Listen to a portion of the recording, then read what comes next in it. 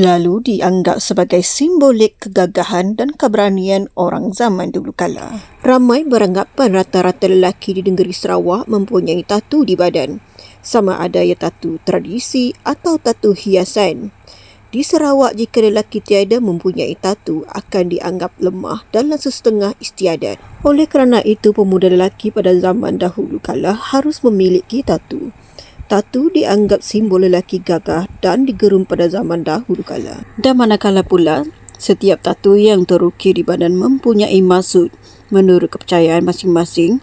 Contoh kaum orang Dayak berbangsa Iban, iaitu bunga terung yang sering kali kita lihat terletak di kedua-dua bahagian atas bahu. Menurut kepercayaan masing-masing, contoh kaum orang Dayak berbangsa Iban, iaitu bunga terung yang sering kali kita lihat terletak di kedua-dua bahagian atas bahu, bermaksud bunga terung ini melambangkan bunga yang membawa mereka terus hidup pergi jauh merantau, dan ia juga simbol kekuatan pernah memburu kepala. Oleh kerana itu, di kalangan wanita tidak boleh membuat tatu bunga terung kerana tidak sesuai dengan perjalanan hidup mereka dan dianggap panas. Dan di setiap tatu yang terukir di atas badan anda mempunyai maksud tersendiri, sama ada ia dibuat menggunakan mantra atau kebal. Hampir seluruh etnik di Sarawak mempunyai tatu mengikut kepercayaan dan tradisi dengan bentuk ukiran berbeza-beza. Bukan itu sahaja, di daerah Dayak Kalimantan juga turut sama. Tatu tradisional Iban diperbuat daripada bahan semula jadi. Bahan utama adalah jelaga asap daripada lambu pelita atau arang dama. Jelaga ini dicampur dengan air tebu, air gula atau lemak babi untuk menjadikannya pekat dan melekat pada kulit. Bahan tita jelaga arang dama dicampur dengan bahan pengikat seperti air tebu atau gula.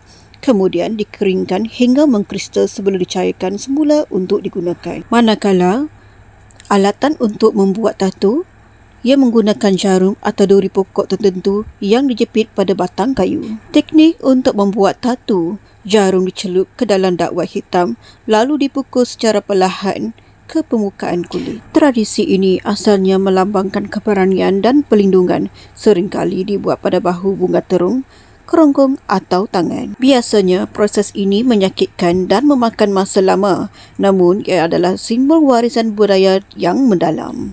Tradisi bertatu atau tatu kelingai dalam suku Dayak di Borneo adalah warisan nenek moyang sejak 1500 ataupun 500 semasa Masihi yang melambangkan identiti strata sosial, keberanian dan kepercayaan kosmologi. Tatu bukan sekadar hiasan, tetapi menanda kasta, pencapaian hidup dan pelindung spiritual yang dibuat secara teliti. Berikut adalah penting tradisi tatu suku Dayak, makna dan fungsi. Tatu melambangkan status sosial seperti paren atau bangsawan dan menunjukkan keberanian individu, khususnya bagi lelaki yang telah menggembara atau mencapai kejayaan tertentu. Motif dan ukiran. Tatu berwarna hitam yang disebut kelingai atau ukir ini seringkali menggunakan motif alam seperti tumbuhan, bunga terung, hewan atau makhluk mitologi yang dianggap suci. Nilai kepercayaan. Bagi kepercayaan tradisional, tatu dipercayai sebagai obor atau panduan cahaya bagi roh ketika perjalanan menuju alam baka setelah kematian. Tradisi bertatu ini berbeza-beza mengikut suku Dayak seperti Dayak Iban, Kenyah, Kayan dan banyak lagi suku kaum yang tidak dapat dihuraikan. Ukiran tatu ini dipercayai. Tatu kelingai ini sebenarnya melambangkan keberanian si pemilik tatu.